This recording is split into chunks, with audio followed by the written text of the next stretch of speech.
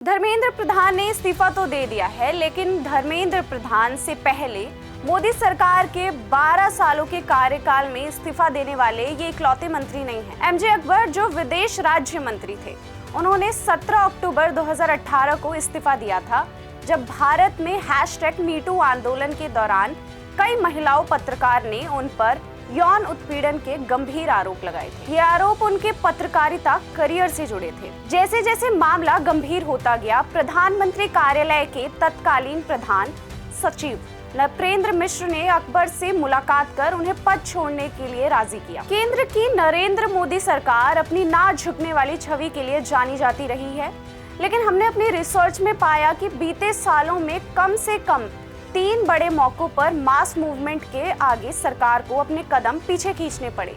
तो चलिए आज इसके बारे में बात करते हैं।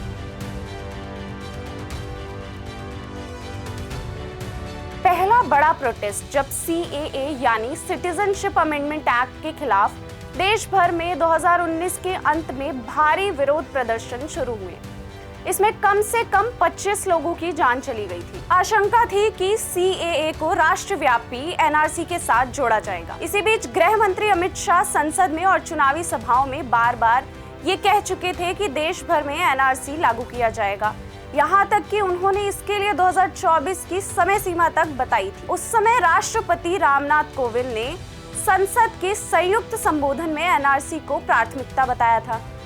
लेकिन जैसे जैसे विरोध तेज होता गया, 22 दिसंबर 2019 को दिल्ली के रामलीला मैदान की एक रैली में प्रधानमंत्री ने खुद कह दिया कि 2014 में उनकी सरकार बनने के बाद से अब तक NRC शब्द पर कोई भी चर्चा नहीं हुई है। ये बयान सीधे तौर पर अमित शाह के पूर्व के बयानों से टकराता था, जिस पर विपक्ष ने तीखा हमला बोला। बाद में फरवरी 2020 में गृह मंत्रालय ने संसद में लिखित जवाब देकर स्पष्ट किया कि राष्ट्रव्यापी NRC का फिलहाल कोई प्रस्ताव नहीं है, जो व्यवहारिक रूप से सरकार का औपचारिक पीछे हटना माना गया। बात करते हैं दूसरे बड़े प्रोटेस्ट की।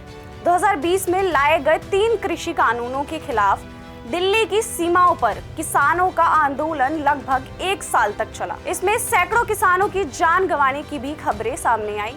सरकार शुरू में कानूनों को किसान के हित में बताते हुए अड़ी रही, लेकिन 19 नवंबर 2021 को गुरु नानक जयंती के मौके पर राष्ट्र के नाम संशोधन में प्रधानमंत्री ने घोषणा कर दी कि सरकार ने 3 कृषि कानूनों को वापस लेने का फैसला कर लिया है। ये फैसला उत्तर प्रदेश के पंजाब जैसे राज्यों में आगामी विधानसभा चुनाव से ठीक पहले आया था, जिसे विपक्ष ने चुनावी मजबूरी करार दिया। किसान नेता दर्शन पाल ने इसे किसान आंदोलन की एकजुटता और संघर्ष की जीत बताई थी। एनालिस्ट ने इन्हें मोदी सरकार की उस छवि से बड़ा विचलन बताया, जिसमें सरकार कड़े विरोध के बावजूद अपने फैसलों पर टिकी रहने के लिए जानी जाती रही। तीसरा प्रोटेस्ट जो अभी कई हफ्तों से चल रहा था, नीट UG परीक्षा में गड़बड़ियों को लेकर। प्रोटेस्ट कॉकरोच जनता पार्टी की तरफ से शुरू हुआ, कई स्टूडेंट्स इसमें शामिल हुए और सोनम वांगचुक की भूख हड़ताल से प्रोटेस्ट तेज हुआ, जिसके बाद आज केंद्रीय शिक्षा मंत्री धर्मेंद्र प्रधान को इस्तीफा देना पड़ा। 20 जुलाई को संसद तक होने वाले संसद चलो मार्च पर दिल्ली पुलिस की सख्ती और आंसू गैस के इस्तेमाल की तस्वीरें सामने आने के बाद विरोध और भड़क गया था। धर्मेंद्र प्रधान ने प्रधानमंत्री मोदी को भेजे अपने त्याग पत्र में लिखा कि वो अब नहीं चाहते कि लाखों स्टूडेंट्स के भविष्य में राजनीतिक टकराव हो। लेकिन आपको क्लियर कर देते हैं कि धर्मेंद्र प्रधान बीजेपी के कार्यकाल में पहले मंत्री नहीं है जिन्होंने इस्तीफा दिया है। हालांकि अकबर का इस्तीफा किसी ऑर्गेनाइज्ड मास मूवमेंट का नतीजा नहीं था, बल्कि पर्सनल आरोपों पर आधारित था। इसी वजह से इसे धर्मेंद्र प्रधान के इस्तीफे से अलग माना जा रहा है। इसे मोदी सरकार के 12 सालों में सड़क पर उतरे बड़े मास मूवमेंट को आगे झुकने का पहला एग्जाम्पल बताया जा रहा है।